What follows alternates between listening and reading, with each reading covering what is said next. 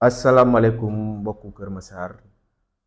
mbokku département Kër Massar tey suñu première numéro politique yi di daw fii ci chaîne Bour Média TV tey nag ñu am kontante ndax dañ cee dalal monsieur Florian Diatta pour première émission politique yi nag di émission boo xam ne ñu nar cee waxtaan lépp loo xam ne actualité la concerné département wu Kër Massar tey pour première émission bi ñu ngi dalal monsieur Florian Diatta di responsable PASTEF dëkk fii ci kër Alaaji Pathé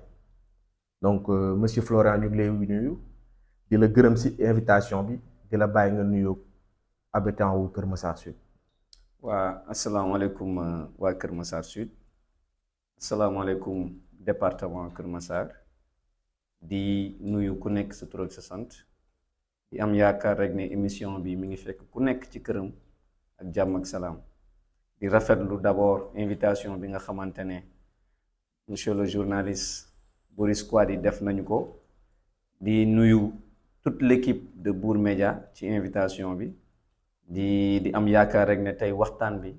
dina jural njëriñ ñi nga xamante ne mooy waa Kër Massar Sud. En tout cas le plaisir est partagé vraiment kontaan nañ ci première émission bi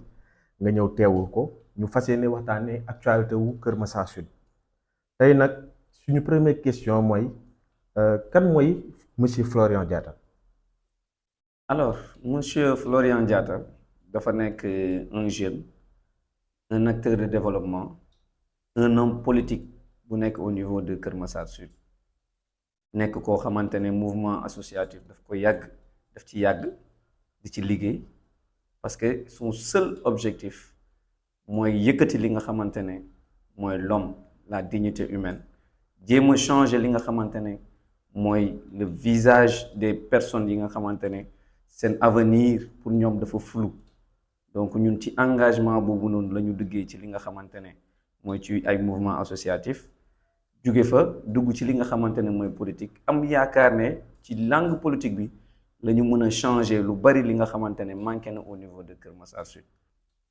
D'accord donc suñu la déggee mooy yow politique da nga ci dugg pour changer dundu nit yi dundu Kër Massar waaye mais dañoo seetlu ni que sa départ politique yaa ngi koy tàmbalee 2022 en tout cas ci gëm njëkk a demee élection donc ñu gis ni boobu yaa ngi jëloon 7e boobu ba tey Florian mu ngi def ay activités lan nga mën a teg ci kaw table bi ñu mën a xam ne yow au moins yaa ngi ci waa langue politique bi depuis 2022. Alors depuis 2022 nga ko mën a xayma mais maa ngi commencé politique depuis 2015 donc depuis 2015 laa commencé li nga xamante ne mooy politique et wax naa tout à l'heure lan moo ñu motiver ba ñu dugg ci biir langue politique bi et 2015 ba ñu fay dugg on était dans grand parti ak ki nga xamante ne mooy le président Malick Gakou ñu liggéey ak moom jusqu'à un certain moment ñu génn ci li nga xamante ne mooy grand parti dem créer suñu propre parti certes que récépissé bi génnagul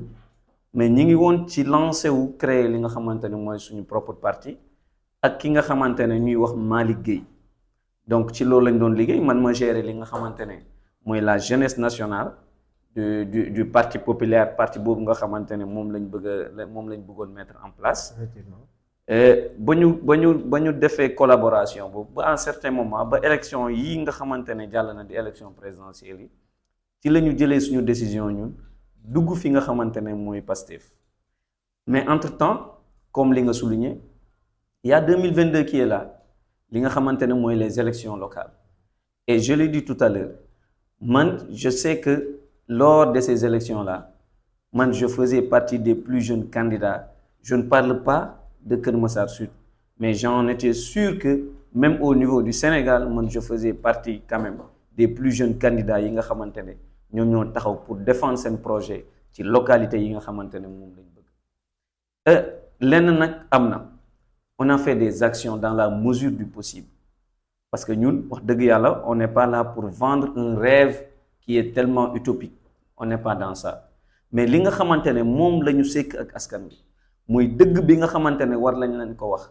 projet yi nga xamante ne waroon nañ ko mettre en place pour Kër Massar Sud gis ci boppam pour jeunesse bi gis ci boppam pour famille gis ci seen bopp ak ñi nga xamante ne mooy les personnes âgées loolu yëpp wax dëgg yàlla ñoo ngi ci woon te mettroon nañ en place projet bi nga xamante ne yàlla bu ñu joxoon li nga xamante ne mooy la commune wax dëgg yàlla gëm nañ ne commune bi fu mu toll nii dinañ ko weesu parce que bu dee jàng tamit def nañ ko bu dee tamit xam lan mooy développer commune tamit xam nañ ko te bu dee tamit ay personnes yu expérimenté wax dëgg yàlla àndoon nañu ak ay personnes yi nga xamante ne yu expérimenté à la matière yu mënoon yor commune bi mais l'homme propose Dieu dispose donc dañ koy santé yàlla ba li nga xamante ne mooy 2022 on est sorti 7e sur 16 candidats donc pratiquement il y a 9 candidats derrière nous donc du loo xamante ne lu ndaw la mu di une première participation donc wax dëgg yàlla loolu dañu mën a wax ci as tuut ci suñu carrière politique. waaw sànq wax nga ko nga ne demoon nga élection te macha allah jëloon nga 7e mais ñu seetlu ni ba nga duggee Pastef ba tey sànq wax nga ko si say wax mooy da nga cee dugg après nga raar ñu seetlu ni amaana sax pour ñu gis la si yenn activités yi da doon nekk problème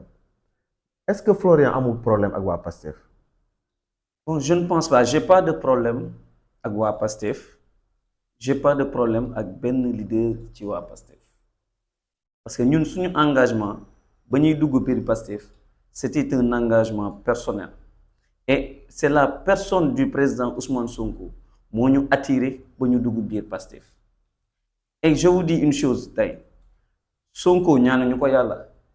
bés bu génnoon Pastef nous on sort de Pastef parce que ñun c'est la personne de Sonko moo ñu intéressé donc amul beneen leader bi nga xamante ne jël nañ ko teg au-dessus ku dul ki nga xamante ne mooy le président Ousmane Sonko te moom rek la ñuy topp ci li nga xamante ne mooy politique parce que moo ñu won ñun li nga xamante ne doy nañu. mais lan mooy say relation ak leader yu Pastef yu nekk biir département Keur Massar. alors man j'ai de bonnes relations avec tout le monde j'ai de très très bonnes relations avec tout le monde parce que politique boo koy def tamit pour dire vrai boo buggee dimbali le leader dans le parti waruñu am ay tiraillements bu ñu amee ay tiraillements rek ça n'arrange pas le leader donc ñun ñii nga xamante ne nous sommes des leaders nekk ci biir gox-goxaan yi il faut qu'on aide ki nga xamante ne mooy le président Ousmane Sonko te nu ñu koy dimbalee mooy lan ñu fexe ba jël suñu kàddu def ko benn bokk ndey bokk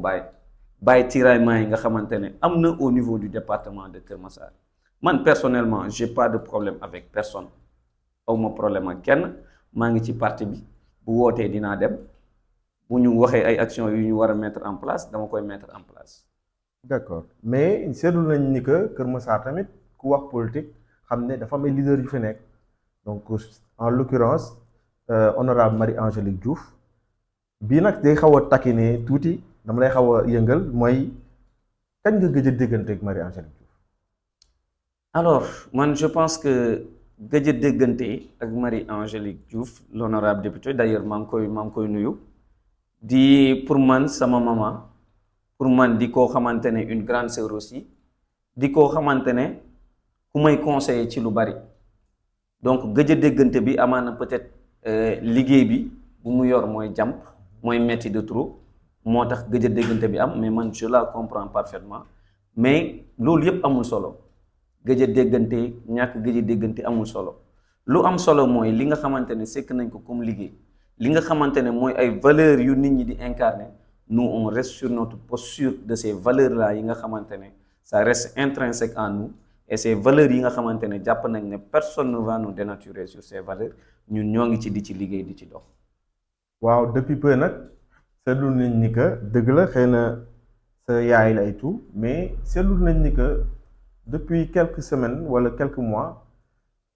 monsieur Florian dafa gën a jege ku ñuy wax Mame Gana Kébé te képp ko xam leader bi may tudd sànq mooy que ni moom tam dafay dem élection su ma ko lu tax ma wax loolu mooy fii ak quelques mois ñu ngi nar a dem ci élection locale est-ce que Florian day ànd ak Pastef day demal boppam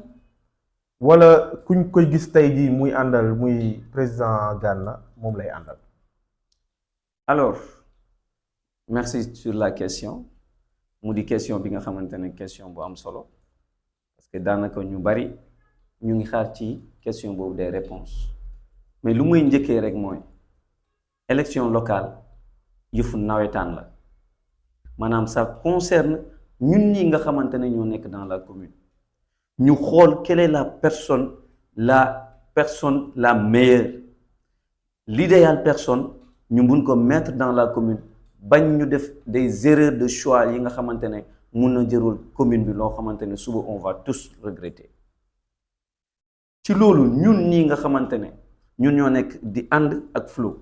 ma personne ak ñi nga xamante ne ñoom laay liggéeyal on a fait un choix et ce choix là c'est un choix très très déterminant et j'en appelle à la responsabilité de tout le monde pour ñu xam ne élection 2027 yi ñu jëm c'est des élections très très déterminantes pour la commune de Keur Massar Sud parce que lu tax mu déterminante dañoo nekk commune boo xamante ne y a beaucoup de choses à faire commune boo xamante ne mais jusqu'à présent rien ne change commune bi puusuñu paasuñu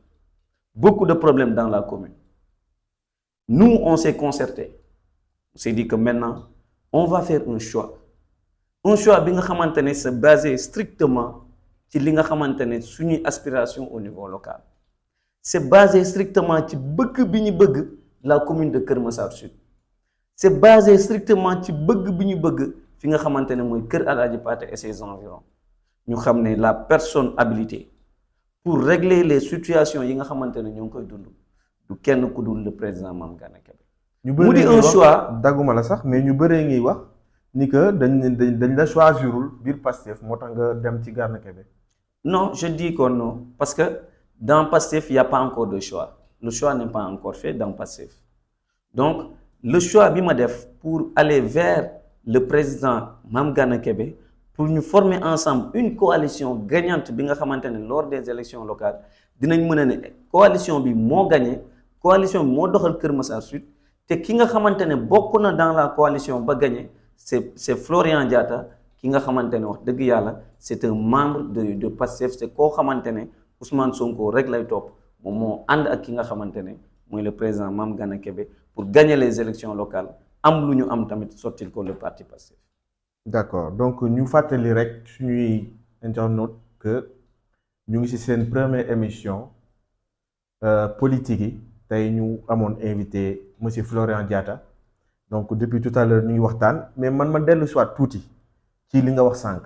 te ma bëggoon mu gën a leer ndax wax nga ba dugg ci wàllum coalition kon su ma la déggee yow coalition nga na la demee ak ku ñuy wax Mame Gana Kébé.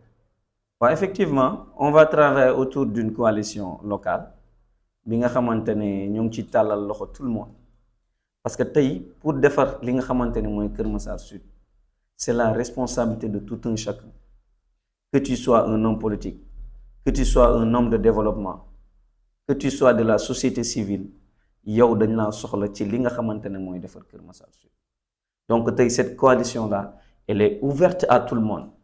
donc dañ ciy tàllal loxo ñëpp ak fu waay munti bokk na ñëw ñu former cette coalition locale cette coalition spontanée bi nga xamante ne ñooy formé wu dem au niveau des élections locales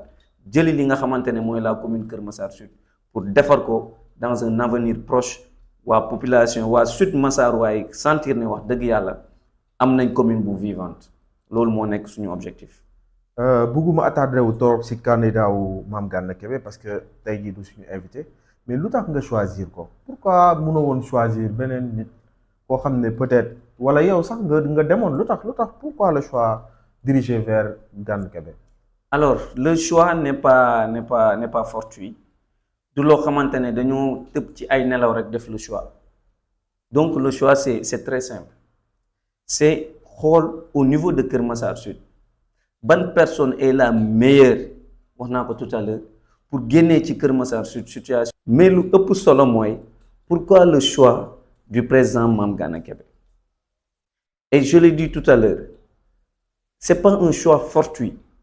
tooguñu rek sauter ci nelaw rek ne on va choisir le président Mame Gana Kébé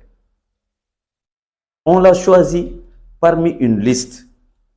on l'a choisi parmi des leaders yi nga xamante ne ñoo nekk au sein de Keur Massar Sud et vraiment il est sorti largement au-dessus du lot parce que c'est le seul